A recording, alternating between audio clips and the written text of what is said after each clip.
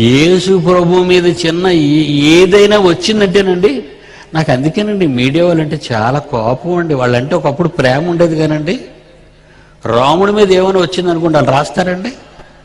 తెల్లరిసరికి ఆ పేపర్ ఆఫీసును ధ్వంసం చేస్తారు మన హైందవ సోదరులు. అవునా కదా మీరు చెప్పండి. ఇస్లాం అనమనండి, ఇస్లాం సోదరులు అనమనండి, వారి ప్రవక్తలు అనమనండి, వాళ్ళ ఖురాన్ గురించి తప్పుగా మాట్లాడమనండి. ఇస్లాం సోదరులు ఊరుకోరు. ఒక రాముణ్ణంటే, ఒక కృష్ణుణ్ణంటే హైందవ సోదరులు ఊరుకోరు. మరి యేసునంటే మనం ఎందుకు ఊరుకోవాలండి? మరి యేసునంటే మనం ఎందుకు ఊరుకోవాలండి? మిమ్మల్ని యుద్ధం చేయమని అంటాం లేదండి, అడగండి నిలదీసి. ఎవరైతే మనకు లెక్క, మన జోలికి ఎందుకు వచ్చాడు? ఎవడో ఏదో నోరు బారేసుకున్నాడు, అది నువ్వు వేస్తావా? ఆ కృష్ణుల గురించి నువ్వు తప్పు రాయగలవా? రాముల గురించి నువ్వు తప్పు రాయగలవా? నీ దేవుళ్ళ మీద నీకంత నమ్మకం ఉంటే, నీ దేవుళ్ళ మీద నీకంత గౌరవం ఉంటే క్రీస్తు జోలికి ఎందుకయ్యా మీరు వస్తున్నారు? అదే కదా పివి సుందరరావు ప్రశ్నిస్తున్నాడు. నా యేసు జోలికి రాకండి. చరిత్ర సృష్టిస్తాను నేను, చరిత్ర. నిద్రపోతున్న సింహాన్ని వీళ్ళే లేపారు నన్ను. నేను చాలా నిశ్శబ్దంగా ఉండేవాడిని, ఎవరి జోలికి పోయేవాడిని కాదు. ఈ రోజు నన్ను లేపారు గనక మీ మధ్యకు వచ్చాను. 3 ఏళ్ల క్రితం నేను ఈ ప్రపంచంలో ఇక వాక్యం చెప్పడానికి రానని కూడా చెప్పాను. అందులో ఉదయాన్నే ఒక బాబు చెప్పాడు పాస్టర్స్ ఆ మీటింగ్లో, డాడీ రామనిశారని. నిజమే, ఆ మాట నిజం. కానీ నన్ను ఎందుకయ్యా లేపుతున్నారు మీరు? తప్పు చేయకండి. క్రైస్తవులు ప్రేమతత్వం గలవారు, క్రైస్తవులు శాంతి ప్రియులు, క్రైస్తవులు ప్రేమతత్వం గలవారు, క్రైస్తవులు శాంతి ప్రియులు, క్రైస్తవులు దేశం గురించి ప్రార్థించేవారు, క్రైస్తవులు అధికారుల గురించి, నాయకుల గురించి ప్రార్థించేవారు. మీ ఎన్నికలలో ఆ కాపరుల దగ్గరికి వెళ్ళి వాళ్ళ చేతులు మీ నెత్తిన పెట్టి ప్రార్థించుకుంటున్నారే, మర్చిపోయారా యేసుక్రీస్తునప్పుడు? మర్చిపోయారా యేసుక్రీస్తునప్పుడు? అలాంటి సంఘ కాపరులు మీ నెత్తి మీద చేతులు పెట్టి మీరు గెలవాలని ప్రార్థన చేశారే. భారతీయ జనతా పార్టీ ప్రప్రథమ అధ్యక్షుడు బంగారు లక్ష్మణ చేత నెత్తిన కిరీటం వేయించుకున్న మగాడు బీడి సుందర్రావు. మర్చిపోతున్నారు మీరు. నిన్నగాక మొన్న ఈ పార్టీలోకి చేరిన మీరంతా క్రైస్తవ్యంపై వద్దు వద్దు వ్యతిరేకత చూపించకండి. క్రైస్తవులైతే పిల్లు అనుకుంటున్నావా నువ్వు? యోధా గోత్ర సింహం.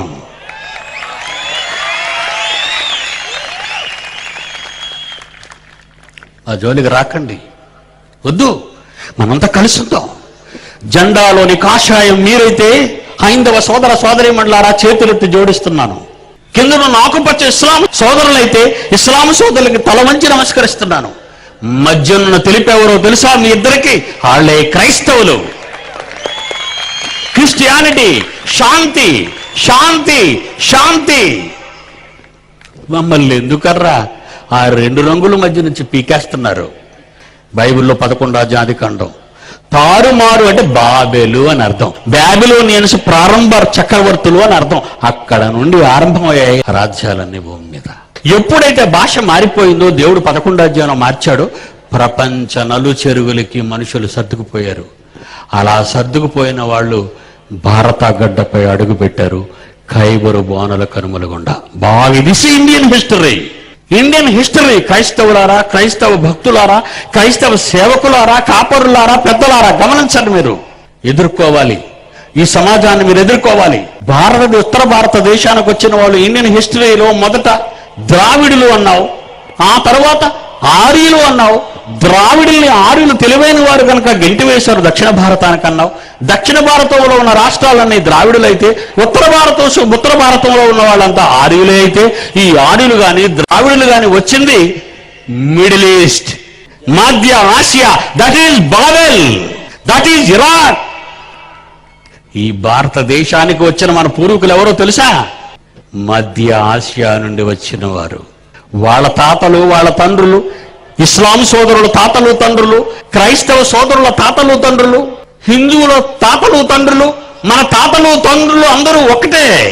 మనమంతా ఒక సంతానం నుండి వచ్చిన వాళ్ళం. ఆ రోజు ఖైబరు బోనల కొలమండగా ఉత్తర భారత దక్షిణ భారతదేశానికి వచ్చిన వాళ్ళలో మీ పూర్వీకులే మా పూర్వీకులు, మా పూర్వీకులే మీ పూర్వీకులు. మమ్మల్ని ఎందుకండి ఇండియా నుంచి తగిలేయడానికి మీరు పూనుకున్నారు? మీ తాత మా తాత ఒకడే. ఇస్లాం సోదరుల తాత అయినా, క్రైస్తవ సోదరుల తాత అయినా, హైందవ సోదరుల తాత అయినా, మన ముత్తాతల తాతల తాతల తాతల తాతల దగ్గరికి వెళ్ళిపోతే వాళ్ళంతా మధ్య ఆసియా నుండి వచ్చిన వారే కదా. భారతదేశంలో మా తాత ముత్తాతలు పుట్టి ఇక్కడే పెరిగి పెద్దవాళ్ళే మమ్మల్ని కంటే ఈ రోజు మేము విదేశాలకు పోవాలా? నీకు అసలు వరల్డ్ హిస్టరీ తెలుసా? నీకు అసలు ఇండియన్ హిస్టరీ తెలుసా? నువ్వు నేర్చుకున్న విద్య నీకు అర్థం కానప్పుడు, బాగా వినాలి ఇక్కడ, చదువు రానివాడు అధికారి అయితే పిచ్చివాడి చేతికి పిస్తోలు ఇచ్చినట్టు ఉంటది. అసలు ఇండియన్ హిస్టరీ తెలియని వాడు పార్లమెంట్కి వెళ్తే, బాగా వినాలి, ఇండియన్ హిస్టరీ తెలియని వాడు పార్లమెంట్ లో కూర్చుంటే, వరల్డ్ హిస్టరీ తెలియని వాడు పార్లమెంట్ లో కూర్చుంటే మమ్మల్ని ఎక్కడికైనా వెళ్ళమంటావు, చంద్రమండల వాసులు మీరు వెళ్ళిపోండి అంటావు.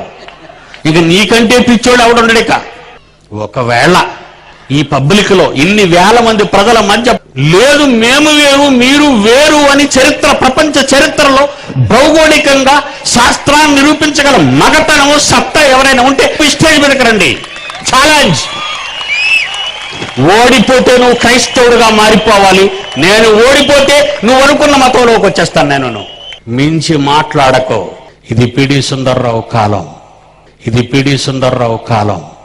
ప్రపంచ చరిత్రలో శాస్త్రాలు తెలిసిన వ్యక్తితో పోరాటం చిన్నది కాదు. నువ్వే మాత్రం నాకు you're a small kid before me. వద్దు నాయన వద్దు, మనమంతా కలిసి ఉందో, మనమంతా కలిసి ఉందో. సమైక్య ప్రజలకి, ఈ దేశ రాజ్యాంగానికి, మనందరి దేవునికి. మూడు రంగుల జెండా, ముగ్గురున్న జెండా, వందనం చేసి ప్రేమించు వేరు చెయ్యకుండా.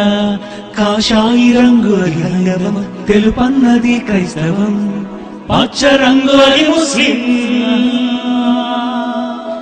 దేవుని నుండే వచ్చిన వారెను మనమంతా, ఆ దేవునికి మనమంతా సమానమే. నమస్కరించాలి వీరందరికీ, సమానంగా చూడాలి వీరందరినీ.